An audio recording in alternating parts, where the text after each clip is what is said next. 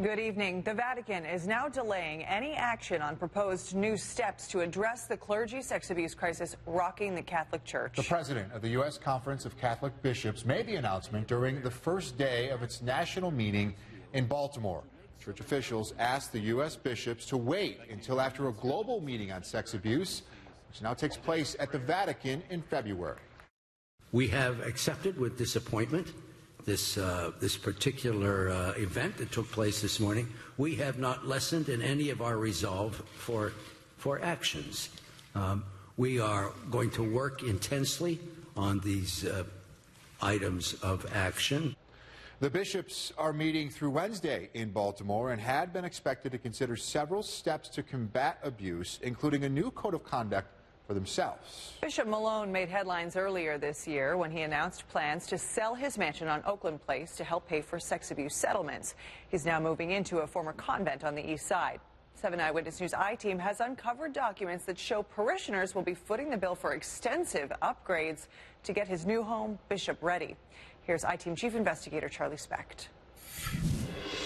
Bishop Richard Malone in April made headlines when he said he was selling the bishop's mansion on Oakland Place to help pay settlements for victims of sexual abuse. In the face of this crisis of reaching out to victims and the need really to have strong resources for the independent reconciliation and compensation program that we announced a while ago, we decided to put the residence on the market. The payouts are likely to cost the diocese millions of dollars, but internal documents obtained by the 7 Eyewitness News I-Team show parishioners are already footing the bill for costly renovations to the bishop's new home on Buffalo's east side, leading some to question how much of a sacrifice it will really be for the shepherd of Buffalo's Catholics, and whether he actually plans to live among his flock.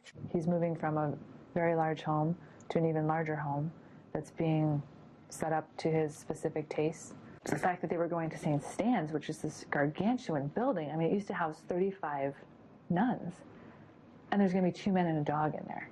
Siobhan O'Connor is the bishop's former secretary. She's referring to the more than $200,000 the diocese is spending on renovations to the old convent at St. Stanislaus Parish, where the bishop will live with one other priest. This budget document obtained by the I-Team shows the bishop approved more than $200,000 to be spent on his new home, including a $46,000 bill for a garage addition and parking spot for staff, even though a large publicly accessible parking lot sits right in front of the complex. $32,000 to install air conditioning, and another $30,000 to landscape the yard. $22,000 for ramp access, so elderly donors and other guests have handicap access. $31,000 for paint, plaster, and electrical work, and $7,000 to install Wi-Fi. It was strange because, I mean, when you talk about making a home your own, you're talking about a normal home. This is a huge building. You can't personalize every aspect of it. Those costs don't include the expense of installing new hardwood floors in the bishop's living quarters,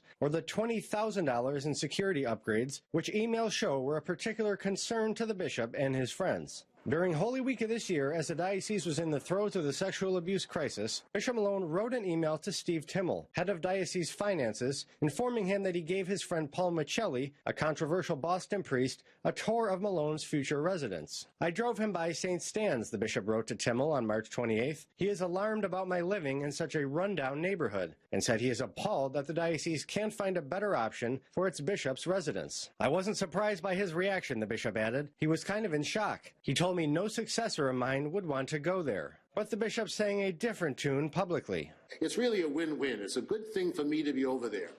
I've wondered about that for some time, whether it would be a good thing to be over there where the things are changing so much. There are some encouraging signs. So for all those reasons, believe it or not, I'm looking forward to this change. The concerns about cost and security could have been avoided had the bishop chosen to live in the rectory of St. Joseph Cathedral downtown, where the bishop serves as pastor. Former Bishop Edward Kimmick lives there, and a suite occupied by Monsignor David Slebecki was just becoming vacant with Slebecki's retirement. O'Connor brought up the idea with the bishop in a March 29th email. The cathedral green would be the perfect green space for the garden parties you host in the summer, she wrote, and you could walk Timon, the bishop's dog, at Canalside.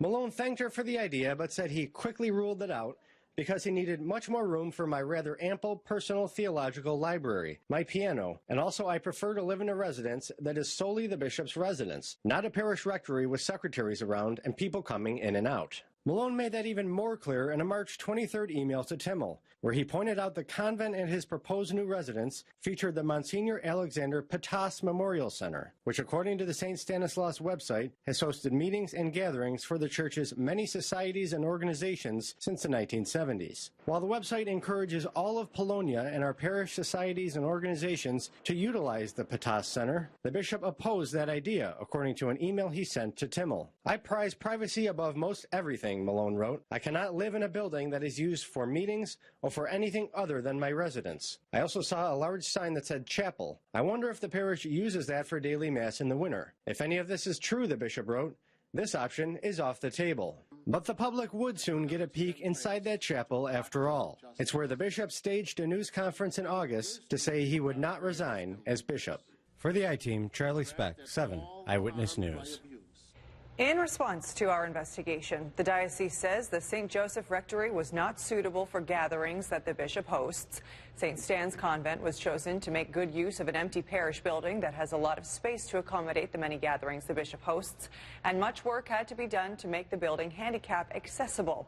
The bishop's priest assistant will also be living there with him, and many non-cosmetic items needed repair, including air conditioning, lighting, plumbing, a kitchen upgrade, and landscaping. All right, switching